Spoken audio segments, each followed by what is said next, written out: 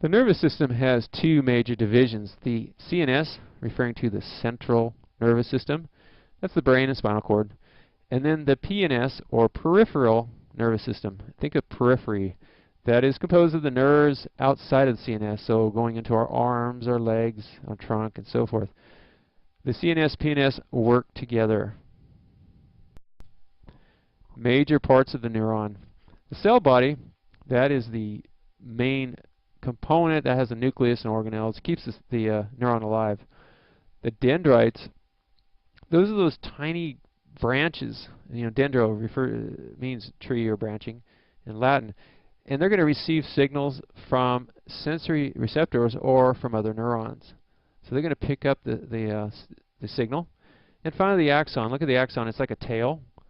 And that's going to conduct nerve impulses away from the cell body onward to the next neuron, or if it's at the end of the line, it's going to conduct the impulse into the target tissue, such as a muscle or gland, and it's going to cause it to squeeze or do whatever it's supposed to do. Structure of a neuron.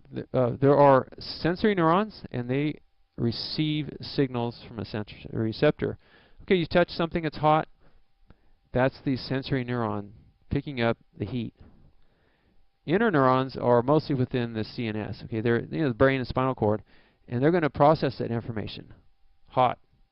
I just touched something hot. So they're going to make sense out of what the sensory neuron sent them.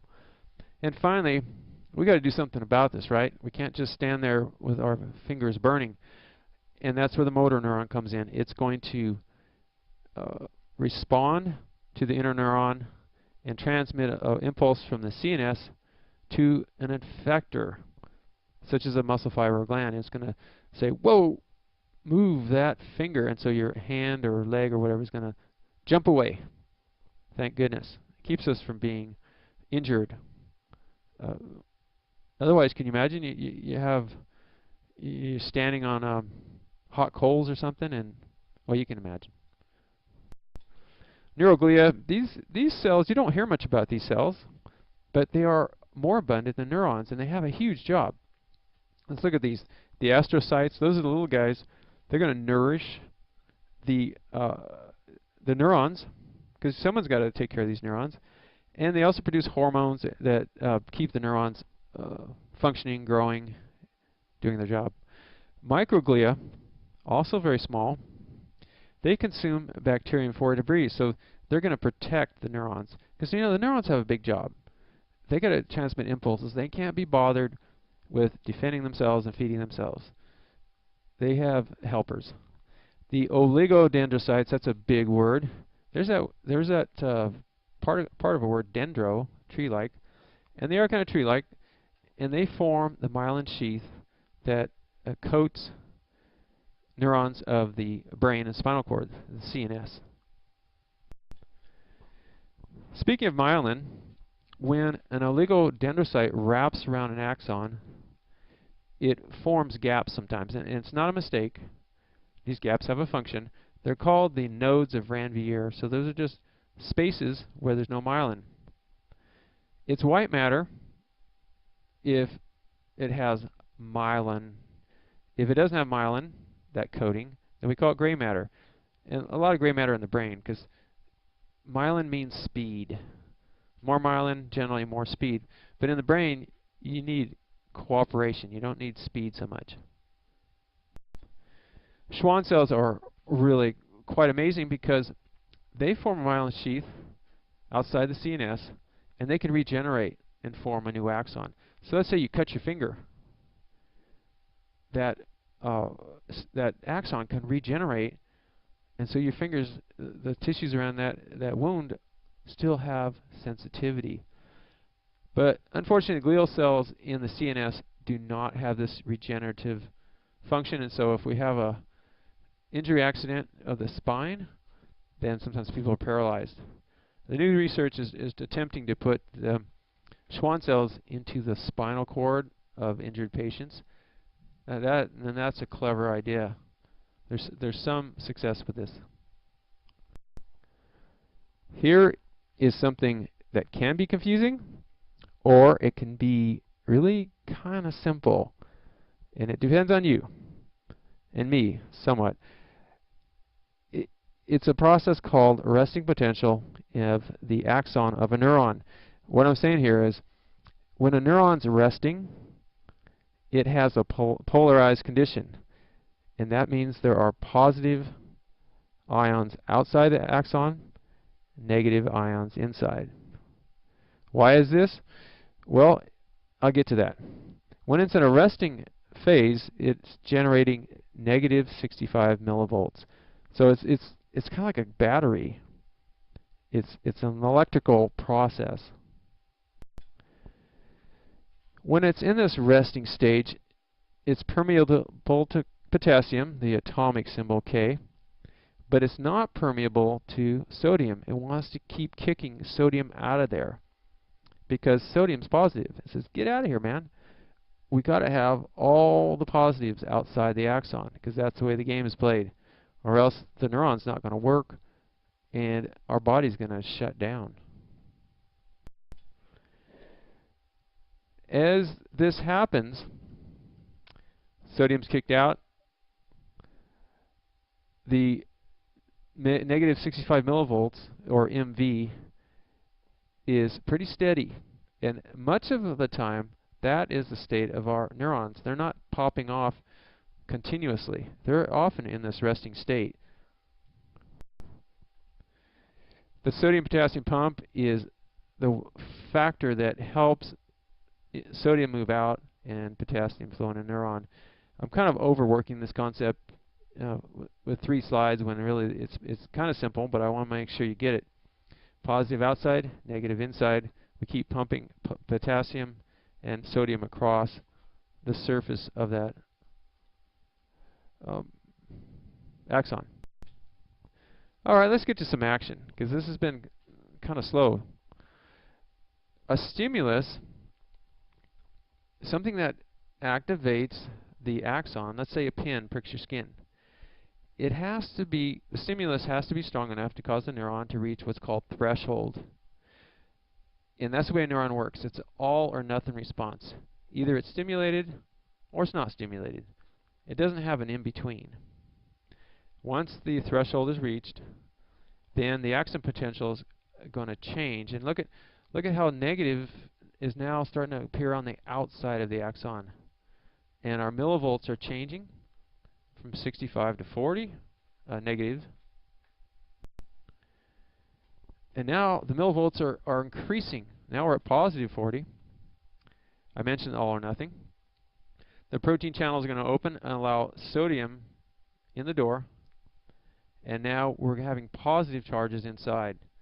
So we've reversed the polarity. Sodium's inside, negative outside. And this is going to slide along the axon. And that's how an impulse moves from one to another. Wow. We don't even have to think about this happening. It happens in milliseconds. This depolarization refers to the switching of polarity, meaning positive is now inside instead of outside. Millivolts at 40. And the impulse is moving down the axon towards the next neuron. So it goes from one to another. Now this can't go on forever. Neurons have to rest. In fact, they need rest. And that's why sometimes we're exhausted if we stimulate our bodies too much. You know, we're watching a movie, we're drinking coffee, whatever else is going on, eating lots of sugar.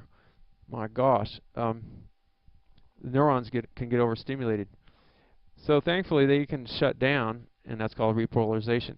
So what's going to happen here is kind of a reverse. We're going to open the sodium channel gates so that sodium flows out and we get back to our negative 65, positive outside, negative inside, repolarization.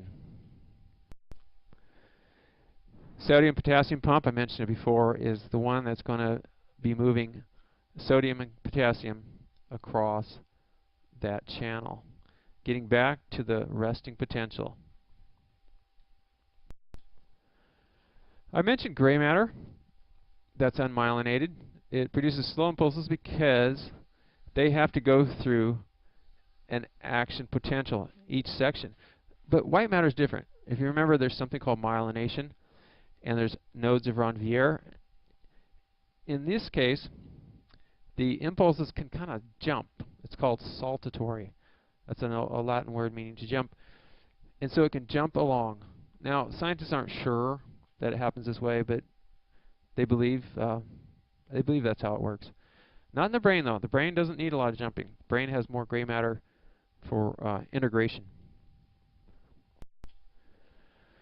Finally, at the neurotransmission, that's going to happen between the junction of one neuron and another, or the neuron and a target tissue, such as a muscle.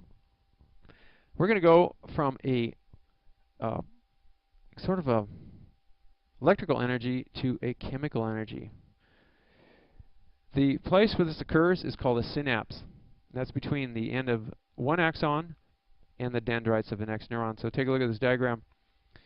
The axon has a tip on it, and there's a small gap. It's a tiny gap, and that's where neurotransmitters, which are chemicals, are going to flow across the synapse and on to the next neuron. Some natural neurotransmitters are dopamine and serotonin. Serotonin is often called the happy neurotransmitter. It's often makes us feel good. And there's one of the problems because there's some illegal drugs that act kind of like serotonin, make us feel happy, but unfortunately there is a huge downside. Addiction and well, destructions of one's lifestyle, relationships, so forth. Review. CNS, central nervous system. PNS, peripheral nervous system, everything outside the brain and spinal cord. A neuron has three parts. The cell body is the main part. The dendrites are those little branch-like structures, and then the axon is that long tail that may be myelinated. Neuroglia are the most abundant cells in the nervous system. They actually outweigh the neurons themselves, and they have a huge job. They're like a nursemaid and a defender.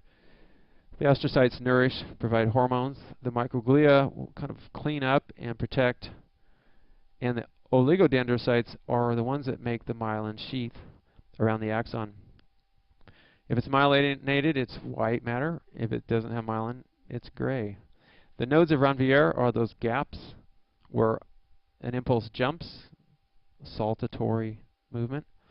Schwann are outside the CNS, and they can regenerate, such as if you cut your finger. The resting potential refers to an axon.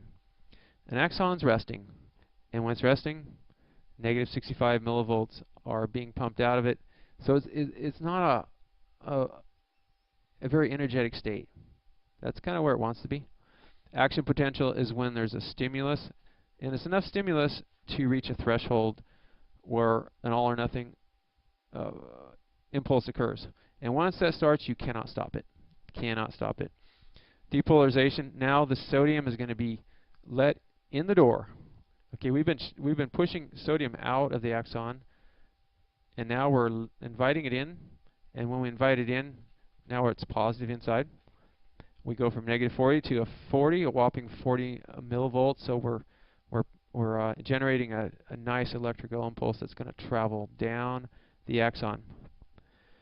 On to repolarization. That's when we get back to resting potential. The nerve says, hey man, I've had enough. Let's kick sodium out. I need some sleep. And we're back to resting potential at negative 65 millivolts. Neurotransmission is going to occur at the tips of an axon and the neighboring dendrite. We go from an electrical signal to a chemical neurotransmitter in a gap called the synapse. And here, natural ones such as dopamine and serotonin may flow across that gap. Pretty amazing, truly.